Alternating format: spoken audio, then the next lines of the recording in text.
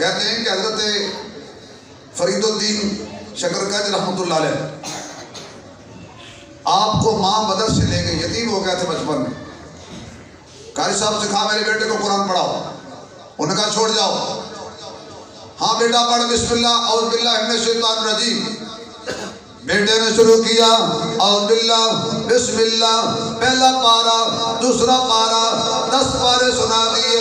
قاری صاحب کہنے لگے تو پڑھنے آیا ہے یا پڑھانے آیا ہے؟ ماں تیری کہتی ہے قرآن پڑھاؤ تو فر فر پڑھتا جا رہا ہے. اور نے کہا جی مجھے 10 پارے آتے ہیں، میری اماں 10 پاروں کی حافظہ ہے. آٹا گوندتی تھی قرآن پڑھتی تھی، جھاڑو چلاتی تھی قرآن پڑھتی تھی، مجھے دودھ پلاتی تھی قرآن پڑھتی تھی، مجھے لوریاں دیتی تھی قرآن پڑھتی تھی. ماں سے سن سن کر ماں کی گود میں نے 10 پارے حفظ کر لیے.